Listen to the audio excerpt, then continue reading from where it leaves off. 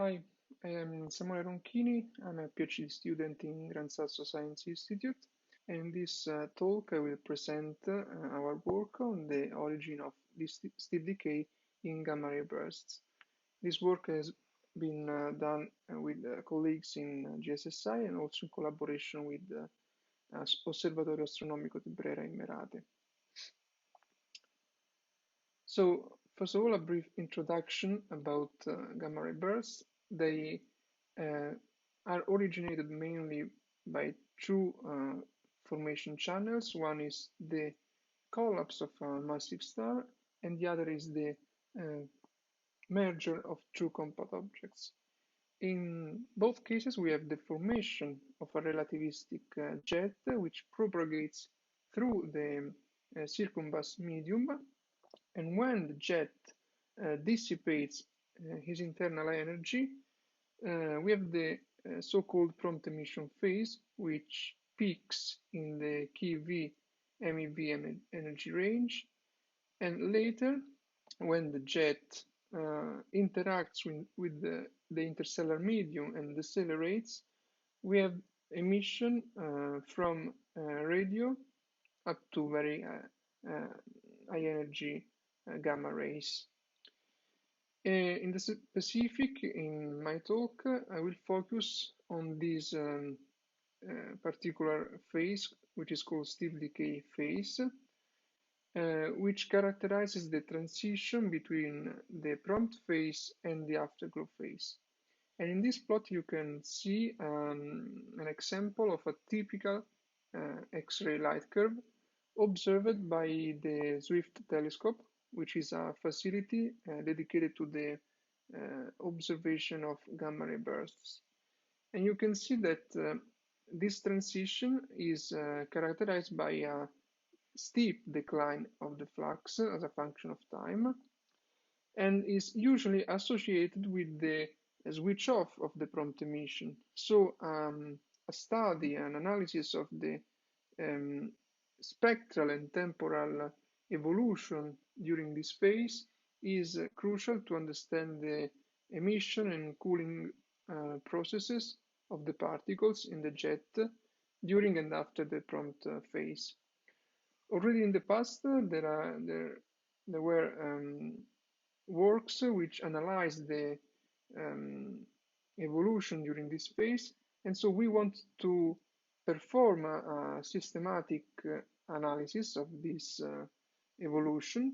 So we selected a sample of GRBs which show very bright steep decay, which is also associated with bright emission in the hard X-rays, which is reported in blue in this plot.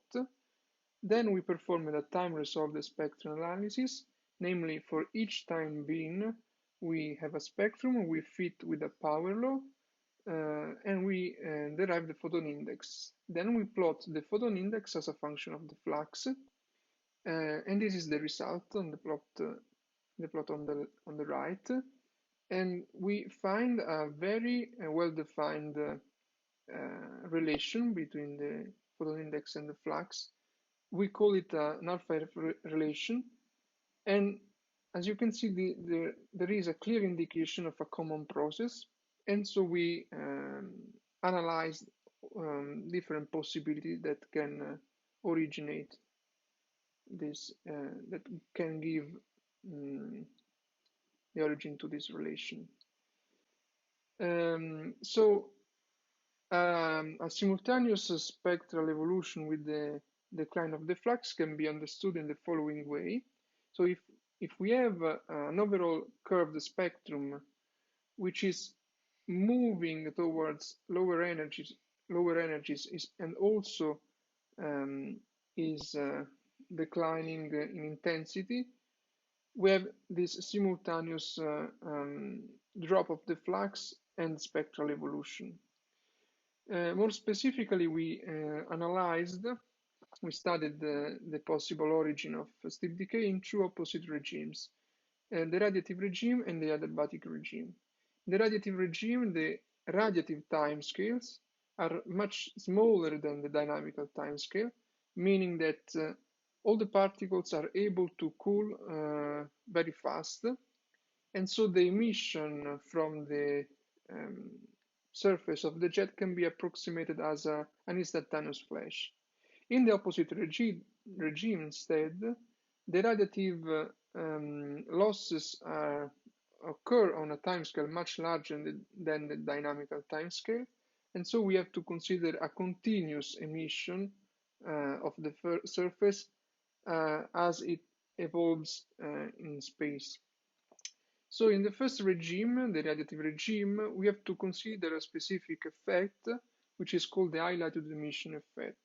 So if we imagine that there is a jet that is pointing towards us, and this jet is emitting an instantaneous flash, all the photons depart at the same time, but we receive first the photons coming from the core of the jet, which are more Doppler boosted, and then photons coming from the outer part of the jet. So at this point, as I said before, if the spectrum, the moving spectrum of the jet is curved, we receive first a spectrum that is more Doppler boosted, and then this spectrum is moving in the observer frame, causing the spectral evolution that we observe. So in principle, the highlighted emission could explain the alpha-F relation. Although if we model this very carefully, we are not able to reproduce the alpha-F relation. Instead, the highlighted emission is producing an evolution that is systematically shallower than the observations. Instead, in the opposite regime, in the adiabatic cooling regime, we impose that the entropy of the system is conserved. This gives a specific evolution of the peak energy of the spectrum. At the same time, we choose a specific prescription for the evolution of the magnetic field, which we indicate with B, and we integrate along the equal arrival time surfaces to obtain the final evolution of the spectrum, and this is the result, and which is clearly a much better agreement with data. We further confirmed the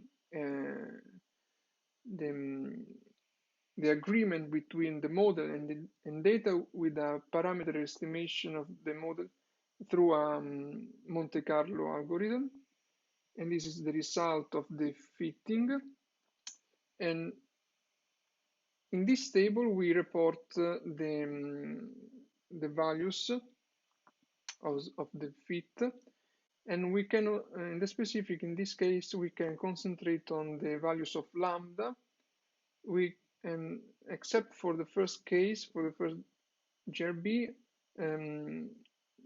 we have an average value of lambda which is around 0.4, 0.7. We can derive the expected value of lambda in a very simple approach. So we can consider two geometries. One is the conical jet and one is the parabolic jet. In the conical jet, the transverse dimension of the jet, small r, is growing linearly with r. Instead, in the parabolic jet, the speed of growth is smaller, is slower, so it's growing as the square root of r. And also we can work in two regimes. One is the equipartition between the magnetic pressure and the pressure of the particles, and the other case is the magnetic flux conservation. We can see that with this rule of thumb calculation, in the case of conical jet, we always obtain a value of lambda which is larger or equal to 1, and this is in contradiction with what we find. Instead, a better agreement is found if we assume a parabolic jet. We also extended our study, repeating our analysis for another class of steep decay. In this case, the peak of the steep decay is not well defined in the soft X-ray band, but there is a well-defined peak instead in the hard X-rays. So we are able to extrapolate the peak observing at higher energies. In this way, it is still possible to build an alpha-F relation. The only difference is that we are not able to observe the first part of the evolution, but in any case, the evolution is still lying on the same region of the plot as before. So this is another confirmation that the process that is causing this spectral evolution is somehow universal. And if you want to have more details about this work, please check our paper, which has been published in Nature Communications. So my conclusion are that analyzing the spectral evolution during the steep decay, we find a unique relation between flux and photon index. This results to be incompatible with the standard high latitude emission, and so is also against a very efficient cooling of the particles. Instead, the inclusion of adiabatic cooling produces a much better agreement with data, indicating that the cooling of particle, the radiative cooling of particle, is inefficient. Before concluding, let me discuss a bit future perspective for the study of steep decay. So we can first discuss how the steep decay can be observed at different inclination angles in the case also of a structured jet. And this can be very interesting to be studied because it gives particular light curves, which can be also observed at late times.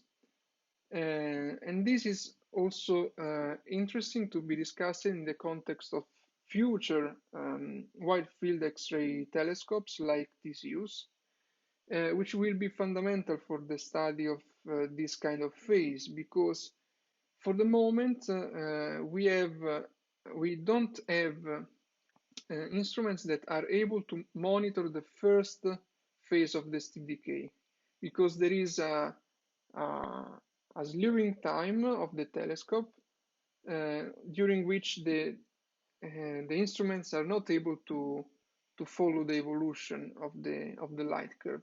So we are actually blind in this phase. Instead, the presence of a wide field X-ray telescope allows us to monitor the evolution from the first burst up to the end of the afterglow. And also in this plot on the right, you can see a simulation of how TCUs with these two X-ray instruments will be able to monitor not only the temporal evolution during the steep decay, but also the spectral evolution with a very, very good precision. And with this, I conclude my presentation, and thank you very much for your attention.